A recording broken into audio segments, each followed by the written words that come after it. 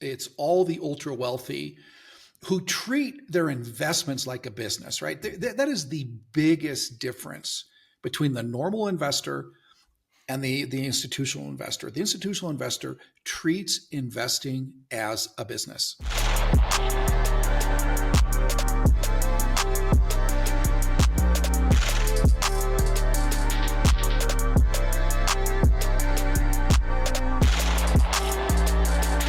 Representing Franchise Secrets, Erik Van Horn. Bob, I am super excited to have you on the pod today. Thanks for coming on. It's so great to be here, and I love what you're doing and love you and your family so much. So yeah, it's a privilege. So for the audience, Bob Fraser he would not consider himself a mentor to me, but I absolutely consider him a mentor. Back in my first franchise I was ever involved in, when I was in my early 20s, I found this guy who was a successful entrepreneur that had also been punched in the face. And and I love that about his story. And he invited me into his house to get to know his family, along with some other young entrepreneurs, and just started teaching me things about how to be a good boss, a good entrepreneur. And we've been friends ever since. So that was a long time ago, wasn't that? That was a long time ago. Yeah, you were such an impressive young man, and I remember just hearing the stories of you with the Liberty tax, and you would put on the foam suit and go stand out there in the street and wave your hands. I mean, you were so freaking all in, dude. You were so all in. I'm like, this guy, you guys need to pay attention what this guy's doing, because he's gonna win. So yeah, those were awesome days. It's fun spotting winners. Like as an entrepreneur or someone that's been around and has had some success, you can see it in young people now. At the time, I didn't realize that. I had multiple people like you tell my parents that, and but now I can spot people. I'm like, they're going to be a winner. They might get punched in the face, they might get beat down, but that's a winner. So what is it? I mean, to me, it's resilience, right? It's and it's hustle, right? You're not going to quit with the hustle, because every entrepreneur, we're going to hit way more roadblocks than we should, right? It's just there's just tons of roadblocks, and there's every reason to quit. There's 100 reasons to quit every day, and it's putting in $10 and getting a quarter out, day after day after day after year after year after year, until all of a sudden it just works, But yeah, you got to have that. One other little side note on relationships, like he invested into me. I invested a little bit into his son, that has returned like 100 times to me with both Bob and one of his sons. He's got amazing kids, amazing wife, but like just relationally, like whenever you see me skiing in Breckenridge, it's with this man, Bob, because he's got the most beautiful house in Breckenridge and one of the most humble guys. And he is a giver. So always invest in relationships, expecting nothing in return. Any comments on relationships before we get into investing, Bob? Yeah, I think as young people, you can be very task oriented, very driven, especially as type A types, and very focused on the results and all that. But honestly, the relationships are eternal, right? That's what we have forever and ever and ever. And it's incredible when you do that. And I love what you just said about, expect nothing back, right? Give and expect nothing back. That's the only way to approach it. Yeah, 100%. Well, Bob wrote this book, like Invest Like a Billionaire. And I remember you didn't really have a publishing plan. I think you had a plan, but then you and I were at the Kansas City Chiefs, which you're in Kansas City, you're a big Chiefs fan. And then we had John Maxwell's seats and at the game in Atlanta. And then so take the story from there and how this book came to be. Yeah, well, I'm super, super excited about the book. It's Invest Like a Billionaire. And as you know, Erik, I started a .com and blew that up. I made 300 employees, Ernst & Young Entrepreneur of the Year, $44 million in venture capital. It's like the entrepreneur's dream, right? I hit the big time and then lost everything in the .com crash. And then kind of did a repeat. I was a public market trader. A lot of people don't know this. For 5 years, I was a professional trader, did super well until I didn't and lost everything in the great financial crisis. So 2 times got wiped out by the public markets and realizing that really I just love investing and I'm a scientist of investing and I'm a total nerd and a total financial kind of nerd person. And I realized the public markets were just not where I wanted to be and started really looking at the private markets. And that's when I started Aspen and really passionate about the private markets. And as I started researching this, realizing that private investors are leaving a lot of money on the table and enduring enormous amounts of volatility that's unnecessary. And that the billionaires don't do this, that they actually, the traditional financial advisor will put you in a 60-40 portfolio. And you may not think you're in a 60-40 portfolio, but you are, okay? And you know how many billionaires do that? 0. They don't do this. And they make higher returns, much higher, like 4x, right? Compounded. And they take less risk. And that means less volatility, less emotional racking. And so as I researched this and started writing this book, I got super, super excited about it and nerd out. So I spent, 18 months just writing the book, collecting data and charts and research and, without really a publishing plan. And then, as you said, we're serendipitously there, in John Maxwell's seats with his team, watching the Chiefs play the Atlanta Falcons. And I said, hey, I'm here with the publishing gurus of the planet, give me some tips on how to publish. Cause I really didn't have a plan, I'm good at writing stuff. I'm not that good at promoting stuff, that, and they said, well, we might be interested. And they took a look and their main editor called the book phenomenal. And he said, it's the most important financial book he's ever read. And so it kind of launched us and they picked up the book to publish it, which was awesome. And so, yeah, we're off to the races here. It'll be launched in just a few weeks. September 9th is our pub date. So you said like billionaires, billionaire families, and it's not just a billionaire. Like when you're thinking about investing and how the wealthiest people invest, it is not just the billionaire, the person. Right. It's family offices, pensions, endowments. It's all the ultra wealthy who treat their investments like a business, right? That is the biggest difference between the normal investor and the institutional investor. The institutional investor treats investing as a business, right? They get advice, they get expertise, they do research, they go to conferences, they learn things, right? Where the average investor just says, okay, I got some extra cash, let me throw it over at my financial advisor and say a prayer. I mean, and they have no clue where it's going. They have no clue if it's going to do any good. They just watch it go down and the crashes. I'm looking at mine. I look at mine. I have a little bit in that. And here we have 2 of the best years in the S&P 500 ever in history, 23 and 24. My portfolio, it's a 60-40 portfolio. It should have gone up, it hasn't. And so this is where people are at, right? It's like, what? I don't understand it. And then, well, retirement's this giant question. Like, I don't know, can I retire? Will I have the money? How much will be there? So that's where people are at. Billionaires, they actually do the math. They actually pay attention. They take the time to become good investors.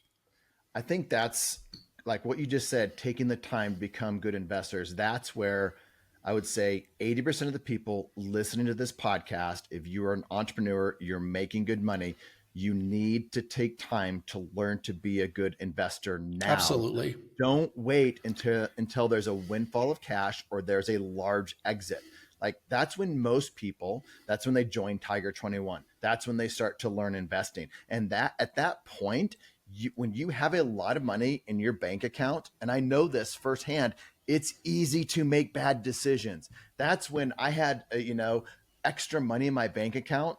The worse than having a financial advisor put it in a 60-40 is betting on angel deal The moonshot. Yeah. It's like playing roulette with your cash, put it all in red 21. It's like, yeah. I would be better going to Vegas than doing some of that. And I have a smart investor, franchisor, invests in a lot of different franchise brands, has founded a number of different franchise brands.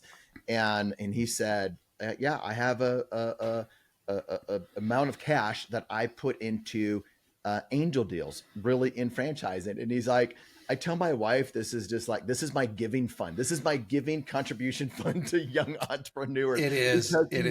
It's going to probably go away. That is not his investing strategy in angel deals. So many people get that wrong, don't they? Yeah. Even professional angel investing, it's like, I think professional angels, they're 1 for 1,000. I mean, the risks are so enormous, and it's really not investing. I mean, it's really, it's taking care of your friends and your family. It's a moonshot, and that is not professional investing. No institutional endowment is going to do that. Right. So it's a different way of thinking, right? It's a different way of thinking. And just to thank you for saying, educate yourself to your audience. I just think this is where people don't take the time to educate themselves, right? They'll spend, you think about a doctor will spend 8 years going to medical school, right? And learning this, 16,000 hours they'll invest to get a, $400,000 a year wage, good investment, right? 16 million over 40 years they're going to earn. But if they were to take 20% of that and save it, just 20%, so they're saving $80,000 a year, and they earn 7% on that. Do you know over 40 years that will equal $16 million? And if that person can go and get 13%, which is what David Swenson, using the Billionaire model and pioneered the Billionaire model, did, you know what that lady would earn with her part-time, her 20% savings? This doctor, that 16 million would be $84 million. So people spend they spend all this time investing in their career and their business, and they spend not even a fraction of it figuring out how to be a good investor. And if they would just take a couple hours a month, and go to a conference once in a while and learn something, it's so much more. Your earning power is one revenue stream, but way more powerful than your earning stream is your investment stream. And people don't spend enough time, and it's not that difficult. You really don't have to spend that much time to be a fantastic investor. And that's where I think so many people really miss it, and including young entrepreneurs, right? They're focusing so much. I think about you. I mean, you're just so full of hustle and all this, and and most young entrepreneurs have a lot more. They're just really driven. They got more energy than they do cash. So I get all that. But man, take the time to learn it now, because the payday is just so much more than anything else you're going to touch. So real quick on learning, Justin Donald, you're friends with him as well. He's got a great Justin. book. You've got a book. Justin's got a podcast. I would start buying both of those books, Invest Like a Billionaire and Justin's Lifestyle Investor. I would also, and Bob's book is going to be it's very tactical. There's a lot of information. Like, Bob's a big researcher. So like that is a great book to get, Invest Like a Billionaire. But you also have a podcast that I think people should, if you just want to start learning some of these things and educating yourselves, like a podcast, that is a great way to do it. What's the podcast name and how do they find it? Invest Like a Billionaire. It was the name of the podcast, same as the book. And you can go to thebillionairepodcast.com to find it, but it's on all the platforms. And yeah, we've been doing that for many years. It's super highly regarded. And the book is, I have a whole section there on just my mindset, really how billionaires think differently. But then I go into all the different asset classes, and what they do differently. And let's talk about how they do private investments, the superpowers of each of these asset classes. Then I go into how to find them, how to do due diligence on them, the whole thing, how to allocate to them, how to manage these things. And it's very mathematical. Everything I do is highly researched. And it's how to build portfolios that are just really, can withstand the turmoil of the markets and ups and downs, et cetera, and using math, just like millionaires do. So in our mastermind that Justin and I have, the Tribe of Investor Mastermind, we have people that come in there, and some people have a lot of money. They come in there, and they just had a sale of a business, or they're in the medical field. They just have a bunch of cash, millions of dollars on the sideline. And I've seen people come in and just take a year just to educate themselves before they start. There you go. Deals. I've probably seen more people do the other, right? Where they just, the cash is burning a hole in their pocket, and they just rush to place capital, and then they're cash poor when next year's, they're investing today's fads. When next year's, they're cash poor when next year's killer deals come along. And let's talk about people, because this is going to be very practical for people right now. They have cash on the sidelines. Like, they have just whatever it is. It might be $100,000. It might be $1 million. They have it on the sidelines. It's just in their bank account, just sitting there. It's extra. It's waiting to go into a bad angel deal or a good please don't do that. Yeah. So what should they do? If, is it best just to keep that in the bank because you want some liquidity? What would you do, or what would you suggest for someone that has cash on the sideline, not really earning? Yeah, well, the first thing to do, so private alts are the way to be, right? So the large investors, the billionaire investors, put 55%, between 50 and 60% of their investable net worth into private alts.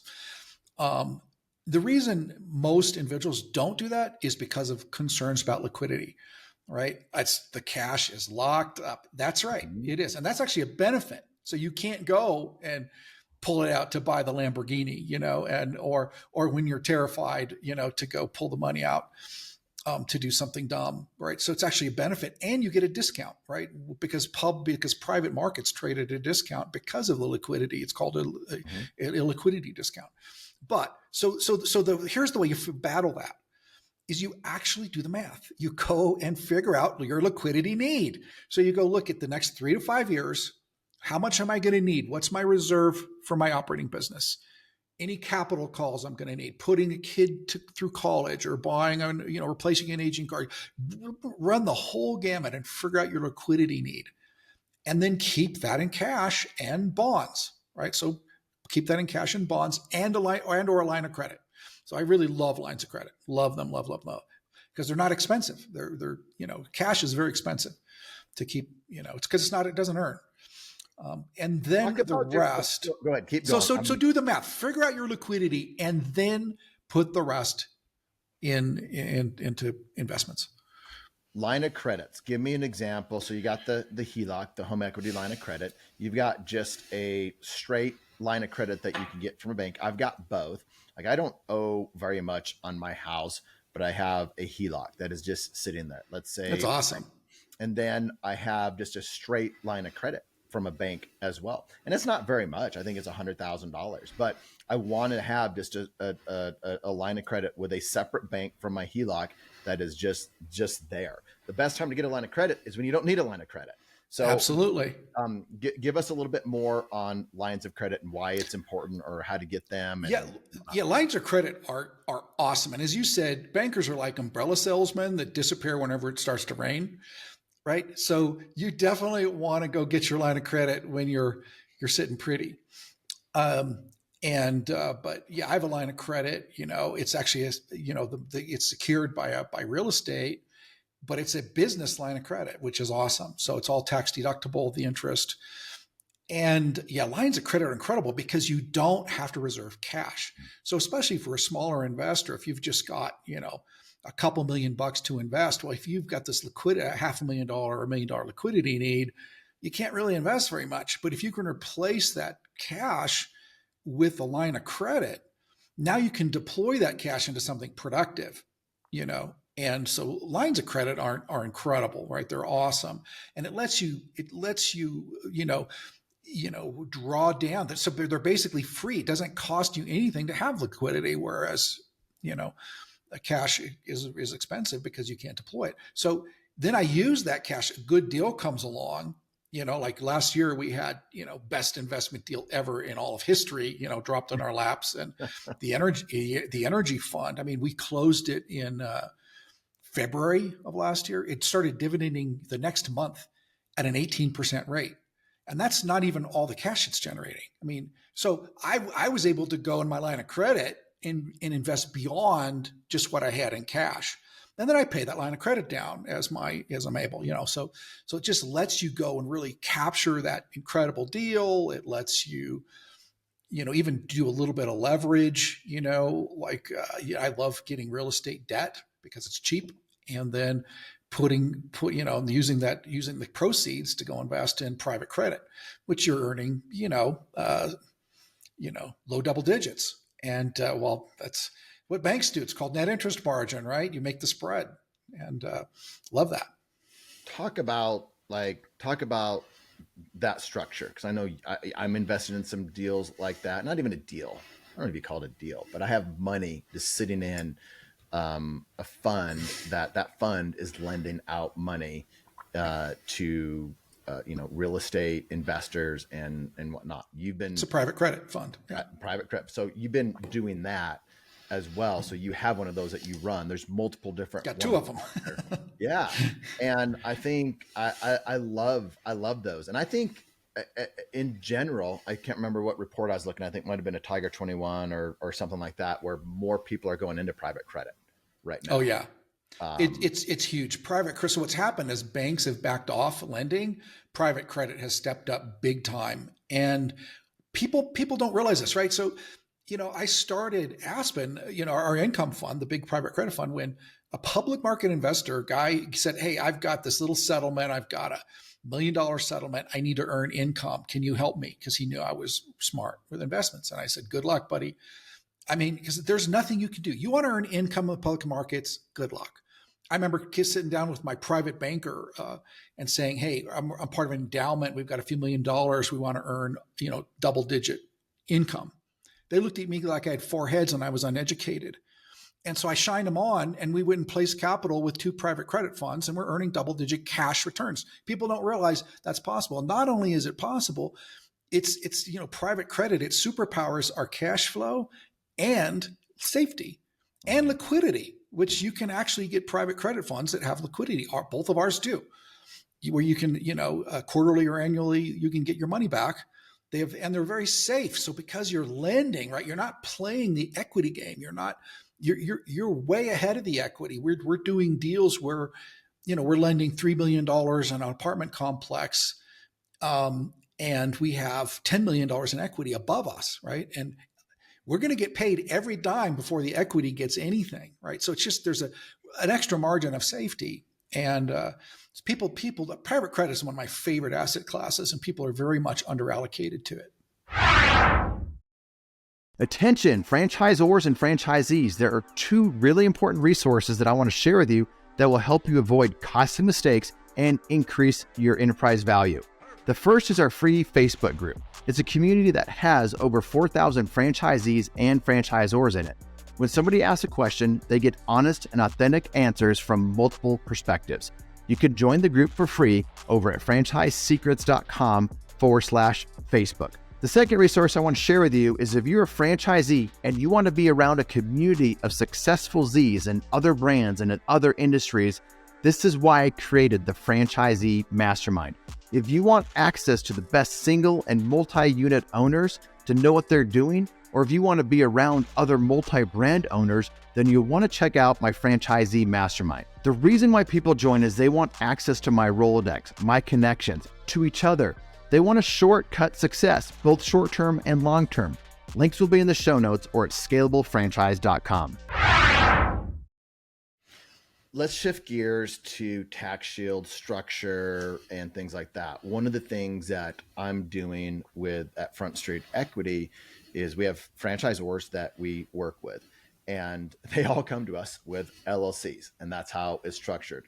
We are working to educate franchisors that we work with to look at putting that into a C Corp so we can take advantage of QSBS. And with the big, beautiful bill that came out, that structure is even better now, because there's a 3, 4, and 5 year kind of stair stepping into having these tax advantages. Why don't, and that can save a lot of money. Think about the velocity of money as well. You're saving 30. And if you have a $10 million, hit, and an income coming in from a sale, and then you're paying out, $3 million. What if you were able to keep that 3 million and start investing that? Like, most people in franchising are not thinking about this type of thing, Bob. Like, most franchisors or large franchisees out there they're all set up in LLCs. They're not thinking 3, 4, 5, 10 years down the road and how they can actually make 30% more or whatever it is because of tax savings. So that's 100% right. About? And it comes down to education again. It's like, again, people are so they're laser focused on A or B, and they're not paying attention to everything they're leaving on the table, right? By not being good with managing money. And so take the time to get it to, everyone should go to a financial investment conference every year, period. Everyone should subscribe to 1 or 2 good financial podcasts, period. And get smart about these things and take a little bit of time to think about them, because the payday is way, way outsized relative to the time invested, as you just pointed out. Now, taxes, so that's, QSBS is a great deal, but there's lots of them, right? I tell everyone to go structure your investments. Most people put their investments in their name. Huge mistake. You need to start an LLC, okay? And a Hub LLC, Van Horn LLC, whatever, and own everything through that LLC. And then you can go to investment conferences as tax deductible, right? You can go travel, your home office, your everything. It's all tax deductible. You can start a solo 401k because it has no employees, right? And a solo 401ks are incredible, right? And you can even do that if you have another job and you have a 401k. I've done all the research. You can do all this, and I've done it. So you can do all these things. You can invest in, one of the things, the other thing the big beautiful bill did was, revived 100% bonus depreciation. Yeah. Well, you can do what's called a lazy 1031, right? Where all you do is you just, in a calendar year, you make sure any real estate exits coincide with real estate in, new capital being placed in. I go through how do you do that in the book, the whole math of how you do it. It's very, very simple. There's nothing to it. And in all those gains, you get tax free basically without even having to do a 1031 exchange, which is of course a real estate, kind of a basis swap in your real estate where you'd avoid paying taxes on exits, but you don't have to do complicated structures like 1031. So yeah, people need to educate themselves. Another, just, dropping a name here is, we have a bunch of different people come into the lifestyle and tribe of investor, and Garrett Gunderson is probably one of our favorite speakers that comes in. So check out any of Garrett Gunderson's books or any podcast that he's been on, because he's easy to listen to, and he takes these strategies and complex strategies and makes them really simple. So if you're listening, check out Garrett Gunderson. So if someone's earning, like, let's say $500,000 a year, and they're reinvesting everything back into that business, if they're earning $500,000 a year, they should have some of that invested. But let's just say they're putting all that into the business. What would you advise that person? Another way to frame that is someone that's doing really well in business and they just keep wanting to double down on businesses. And as a franchisor, my advice would be keep doubling down, because you're successful, you're doing great. But is that really the best thing for that person? No, I mean, so I doubled down on my .com, right? And guess what? In the third round of financing, we had so much oversubscription to our, my dad actually sold shares and walked away with, lots and lots of cash.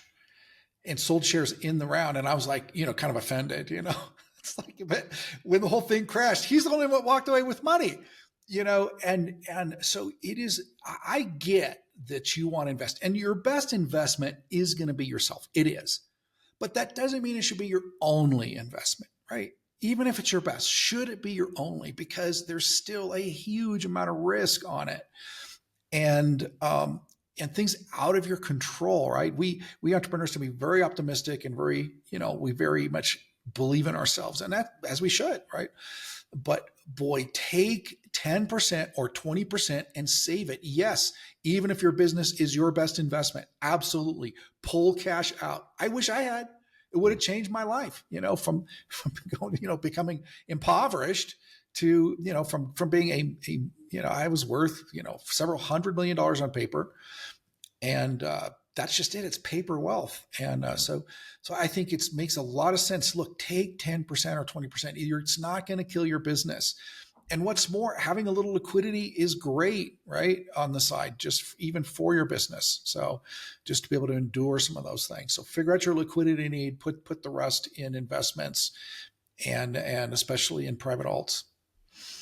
So what would be if someone had $50,000 that they could invest, should invest, where would they put that?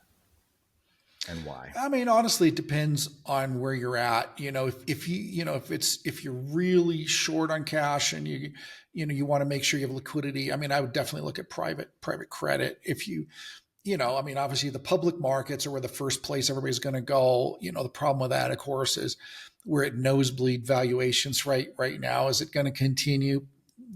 I don't think so. You're probably going to have substandard returns for the next few years, but beyond that, if you're concerned about access to that, I would put it in private credit. Beyond that, I would look. We have a whole alts continuum we have in the book. Really, where you should place capital, and the first step is private real estate. So multifamily, industrial. I favor industrial right now. I mean, you look at what's happening. I mean, I don't know if you realize, but you could buy a piece of a building right now and get 100% tax deduction on every dollar you spend to buy a building if you're manufacturing in America. So we're doing industrial real estate right now. So that would be probably my number one real estate investment. And then the other is oil and gas. Those are my two favorite investments right now, is oil and gas. And that's based on kind of the macroeconomic timing of where we're at with those investments. But and private credit is great as well. So any one of those three, really. I think looking at real estate, let's hang out here for a little bit, and then I want to get into like vetting deals. And maybe this kind of transitions into that, because if you hear someone talk about real estate and multifamily, like right now where we are is different than where we were, 3 years ago. Absolutely. And because it's coming out of COVID, and like people got burned in multifamily, and there's been a lot of people have lost a lot of money in multifamily because of these interest rates and different things, because they were very bullish. They hadn't been punched in the face yet. They didn't lose money in deals. And so I saw a lot of people going into multifamily, and I went into some multifamily that I shouldn't have, but I was also saved by going into more multifamily, because I had somebody that looked at a deal and he's like, Erik, we haven't done a deal in multifamily for 2 years. And this is a big multifamily guy. It's like, we haven't done it because it doesn't make sense right now. What these guys are trying to do, what they think is going to happen, is super risky. And so because of his advice, I said no to a lot of deals, and it saved me hundreds of thousands of dollars, which is great. But you have to know where you are. And you said that, like, where we are from a macro standpoint. So and then you got opportunity zones. You got all these different tax advantages that you can get in some of these deals. But when you hear real estate, just don't think real estate in general. And then you need to be thinking geographically, because there's some areas right now that are just like, from a geographic standpoint, it used to be great 3 years ago, but today it's not so great. So talk about that a little bit, vetting deals and real estate and whatnot. So for people that may not be super familiar, we had this interest rate, we had 11 rate increases over a 1 year period, unprecedented. Well, it just was like a tsunami hit commercial real estate. And so what happened is marginal deals got shaken out, but good deals didn't. Right. So we have a lot of multifamily. I'm doing great. We're doing great in all of our multifamily deals. The key is is not over leveraging, right? And these guys it's like kind of this, everybody read, got some internet class on how to become a syndicator or something and started Syndicators R Us and started raising capital when doing deals, overpaying for deals, getting bad debt, and then leveraging, as much as 90% leverage, which is insane. It's a bug looking for a windshield, but they're good marketers, right? We have all these internet marketers out there marketing these deals, and just don't do that. But everything has its cycle, right? I've been through 4 flipping business cycles, dude, and everything has its day in the sun and everything has its day in the suck, right? And right, and so real estate has had its suck, but it's also coming out of the suck. And that's the time when you make the best deals. I remember my daughter, at the end of the great financial crisis, she was trying, ready to buy a 3-bedroom condo in Kansas City for $65,000 out of foreclosure. And she's terrified she's going to lose all of her money. Terrified. Of course, now, it's worth $250,000. So that's the time to be buying crap, by the way, right? Is when everybody's terrified. So don't be afraid, just be wise and don't do stupid deals. Don't do over leveraged deals. And now let's slice and dice. So as you said, the Sun Belt was all the hottest markets, right? All the South, with high migration, but they also had huge amounts of deliveries, huge amounts of over leverage and syndications. And we have negative rent growth right now. On the other hand, the Midwest and Rust Belt states where we've primarily been investing are doing great. Rents are going up, they're super wonderful. And then furthermore, industrial hasn't really had a crash. So office, everybody knows office is face planted. And I'm still not bullish on office. Stay away from office. Multifamily had a pretty bad crash. Industrial hasn't crashed, Erik. And there's just a huge amount of demand. For the last 10 years, it's been driven by e-commerce. But the next 10 years, it's going to be driven by nearshoring and reshoring as companies move back to America. And this trend it's just beginning. It's not even beginning to be mature. So there's always good sectors in real estate. There are always good geographies in real estate. And there's always good deal structures in real estate, meaning don't over leverage. All right. Let's talk about like looking at a deal. And if you're looking at a deal, whatever deal it is, the first place that like novice investors will go is to look at the IRR or what kind of return. The headline returns. Yep. Yeah.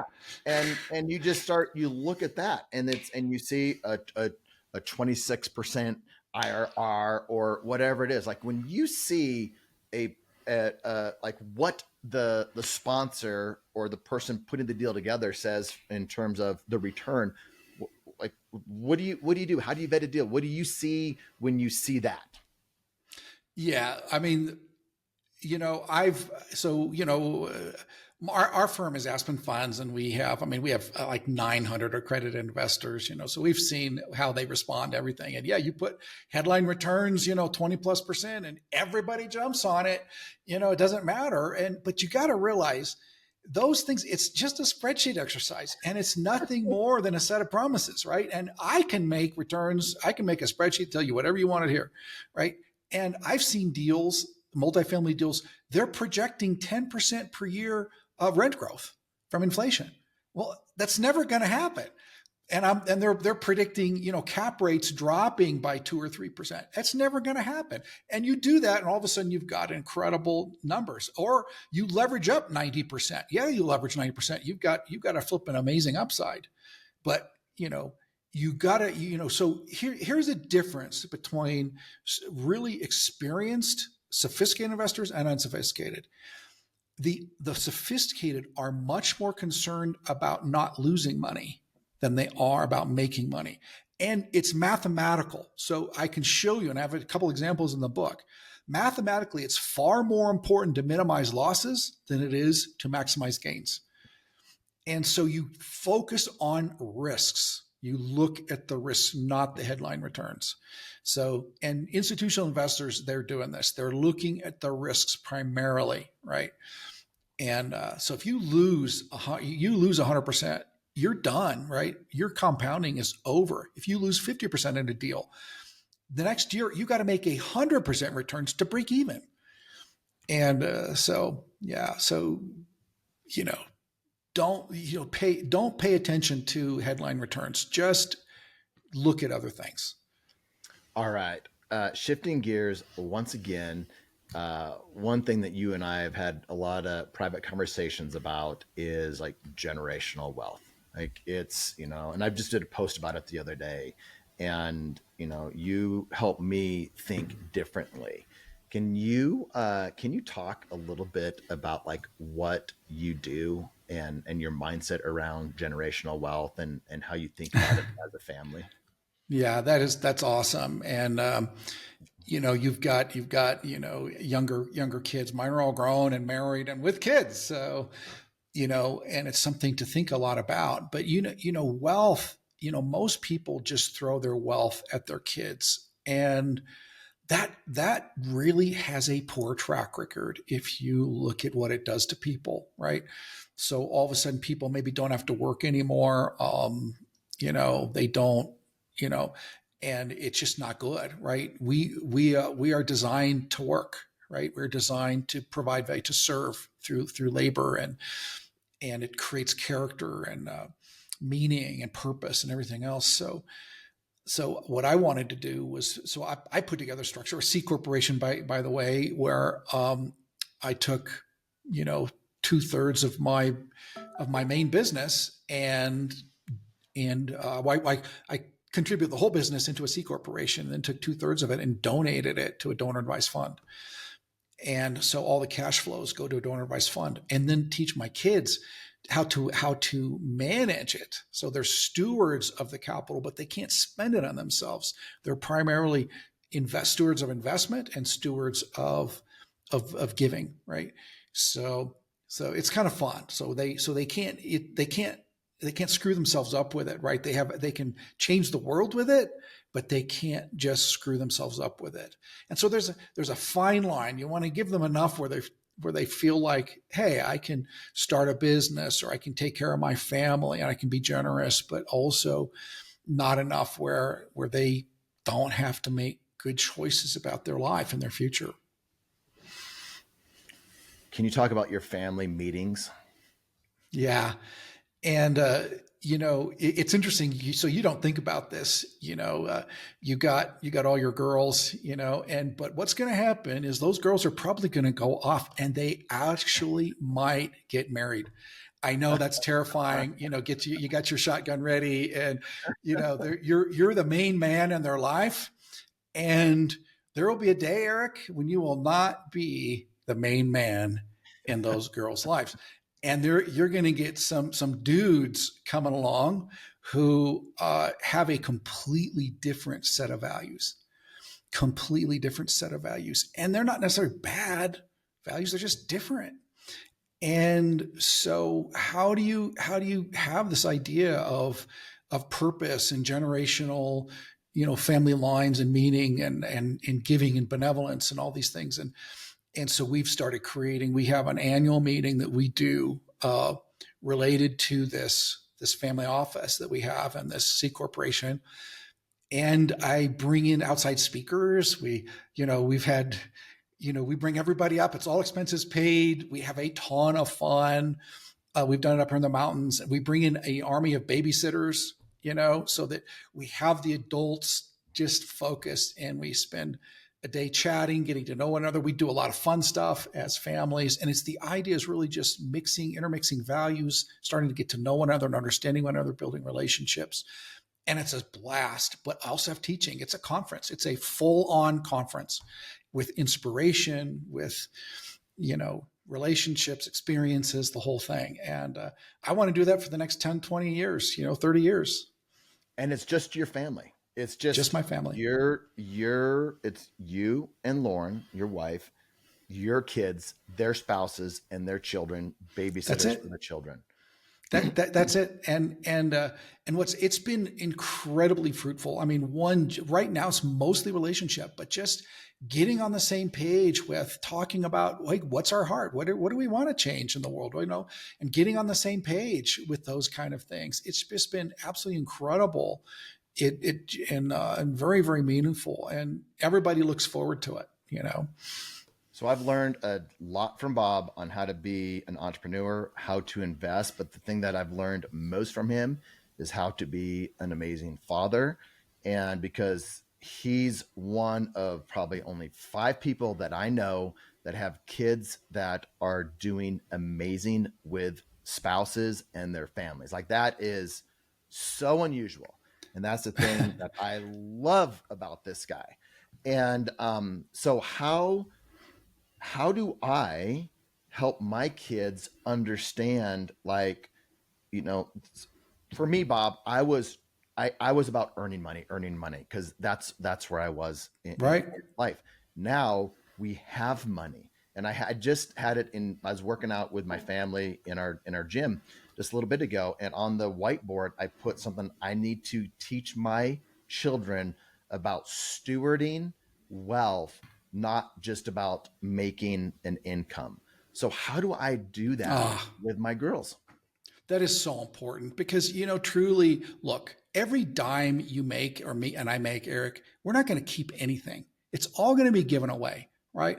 And so it's better that we do that. I think first thing everyone should do is go on a little mission trip, right? Go take your girls and go to an orphanage in Tijuana or Zimbabwe or something, and just that alone. That will have more impact than any conversation, any book, anything. They'll go see the needs, see the beauty of other cultures, see the importance and how rich we are, and how little it takes, and how much a difference a little can make. And then as they, once their hearts are going to be literally fired up. Now you say, hey, we've got $50,000 in our donor advice fund. So, let's all come up with your best ideas for how we're going to spend that this year. We're going to give that away, and have everybody do their research, or do it together, or give each one, say, okay, you have 20, 25. What are you going to do with it? And, you go make a recommendation to the family to what we're going to do, and have them do due diligence on, and then you go make a donation like that. We go visit the people you're donating to, and go get a tour and go see what they're doing, and look at their numbers, look at their finances, because everybody's got a big heart. You got to measure, are they making the impact you want to make? So that would be just get them doing the work of giving, and giving is a ton of work. And boy, will they just will absolutely love it, right? Some people are really focused on the earning side. I think my nature and your nature is more like, I love earning. I just want to work. I want to make more money. Other people, like some of my daughters-in-law and those kind of things, just really focus on giving. And it's awesome, right? We'll activate both of those things, right? Teach them how to invest and teach them how to give. So last question. This is something that's not even on my radar. How do you think about the grandkids? Like, what kind of impact do you make on them when it comes to money, or whatever it is? Like, as a grandfather, it's a different relationship. I'm not even close to that, Bob. But, I want to be able to look back on this podcast in 10, 20 years and be like, and knowing that I asked this question to get your advice. How do I, as somebody that's generated wealth, enough wealth where the kids don't have to work, the grandkids don't have to work, but we want them to work, how do I make an impact on them without getting in the way of their parents? Yeah, and that's such a tricky question, right? Because parents are parents, and you're not if you're a grandparent, right? But I have a lot of values and a lot I can contribute, a lot of understanding that I can add, and so to me, that's these family meetings. I'm going to share my values and give the reasons why I think that we should have a generosity culture, the reasons why I pick certain vehicles to give to, and talking about those values, right? So talking about values, talking about, different kinds of, just the importance of different kinds of values of humility and, just whatever is important to your family, these kind of things. And you got to win their hearts. You got to keep the hearts of your children one, and then win the hearts of your grandchildren too. And by doing fun things, by doing meaningful things, by speaking always hope and positivity into their little hearts, and And these family meetings are, for me, my opportunity to do more kind of contribution to their little souls and their makeup, right? And so one of the things we're doing in the family meetings is, as the children come of age, as they grow up, we're actually inviting them into the adult meetings, right? And so they can actually contribute, and they'll help make the investment decisions, make the giving decisions, et cetera. So kind of fun, you know? So my little takeaway from that is, you said, win their hearts. You win the hearts and minds, and you can't force people to do things. It's the same with franchisees. It's the same with employees. It's the same with your team. You've got to win their hearts and minds, whether you're talking about kids, Absolutely. grandkids, employees, franchisees. Like, that's a big takeaway. Bob, anything else before I let you go? Thebillionairebook.org. Thebillionairebook.org. Go make your pre-order. We have some wonderful bonuses, and yeah, just super happy to have this opportunity to visit with you and to hopefully encourage your listeners, and love these entrepreneurs and what they're doing, but really give them maybe a vision beyond just this week's work, right? Or this year's objective and goal. So I just really wish the best for everybody. Thanks, Bob. Yeah. Thank you, man. Thanks for listening to the Franchise Secrets podcast. Links to everything can be found over at franchisesecrets.com. And if you want my help with anything from starting your own franchise to growing your current franchise business, please visit scalablefranchise.com.